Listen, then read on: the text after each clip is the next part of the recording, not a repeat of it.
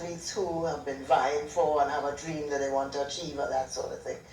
So elite athletes, yes, they would have definitely had a whole halt or slow up of, because the majority of them would not have been able to go out there and do their craft. But then certain things started to move and they find creative ways. I think that's the main thing. Right.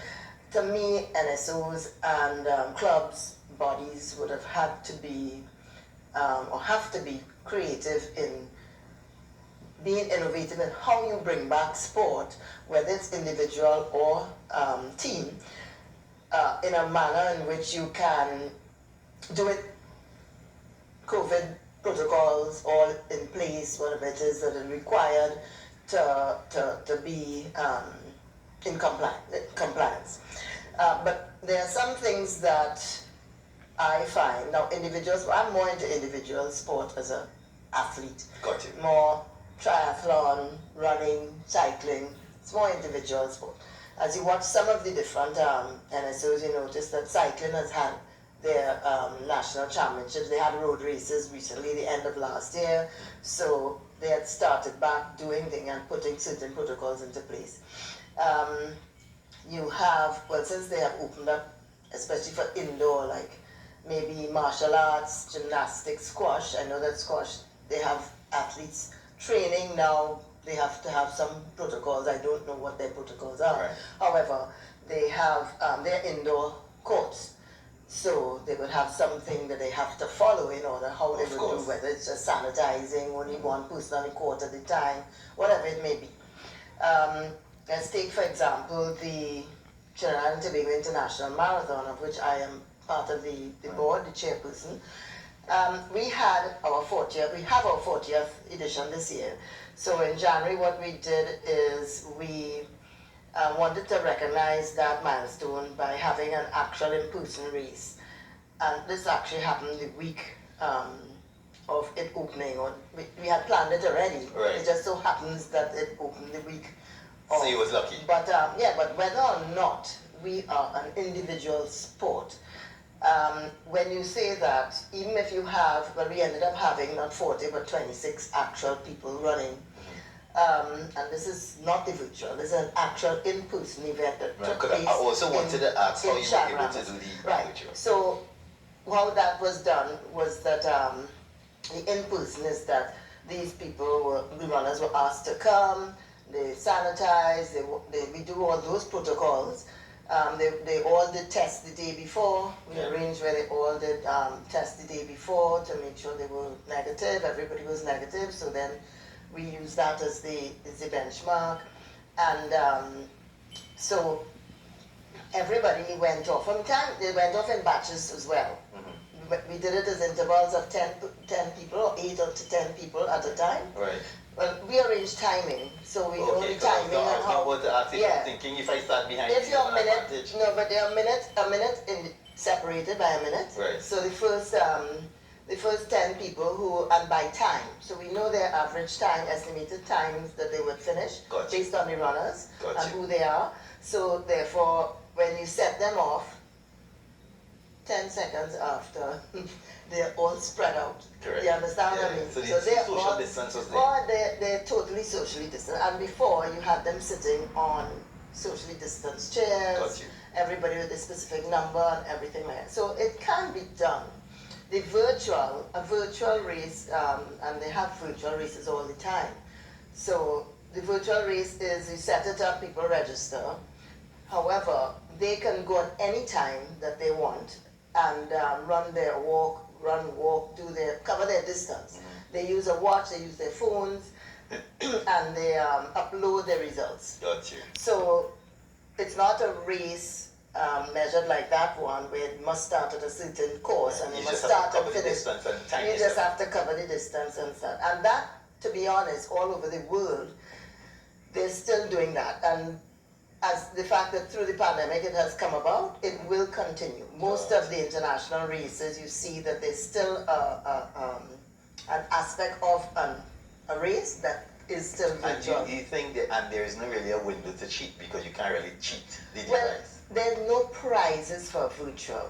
You get a medal because under athletics rules, which used to be IAAF, you can't measure a race that somebody's doing it on their own. They have certain things that you must measure. Got you. So it's not a race for a prize. A virtual race is not a race for a prize.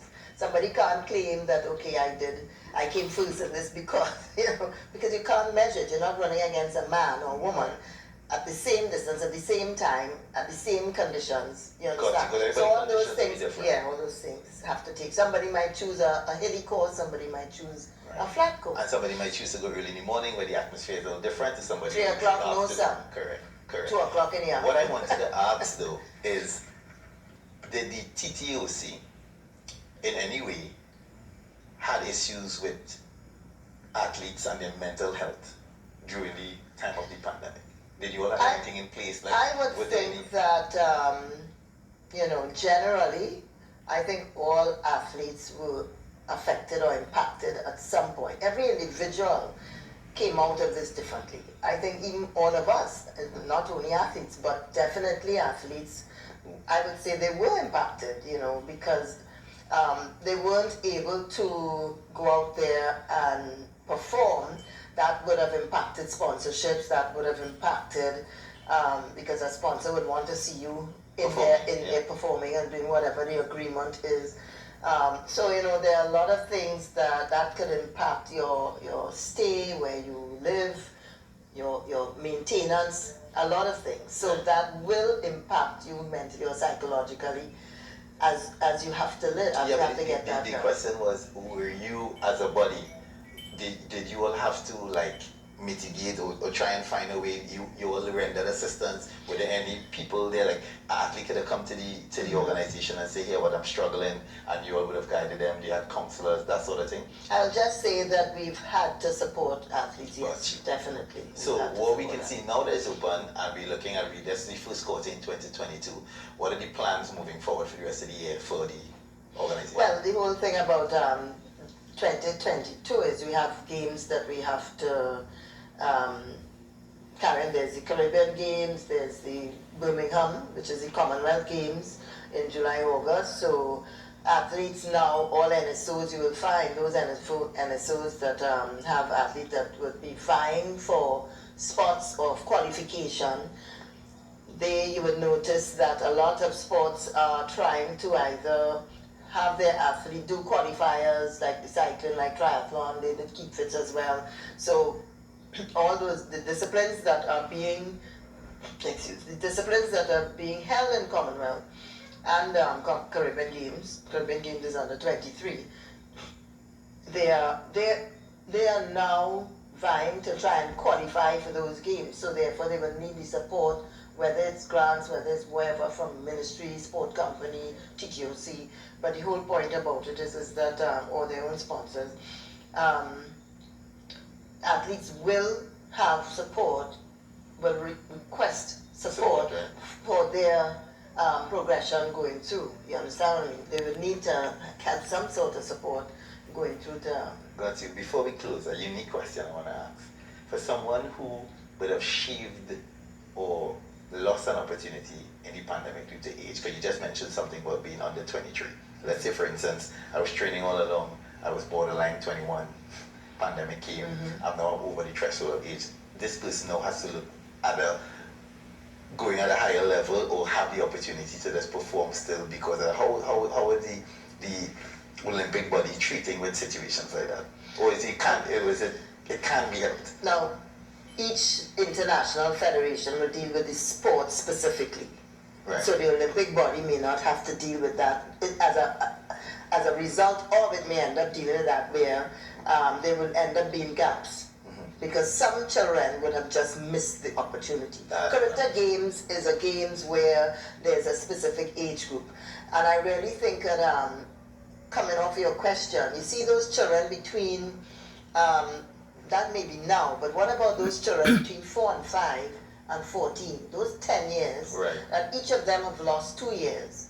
That physical literacy and that development that you get when you're trying to learn skills, you learn that base for sport, or that base or groundwork that we got climbing trees, a lot of them lost 2 years of not doing anything. Got you. So we are going to see the impact of that later on, and I hope some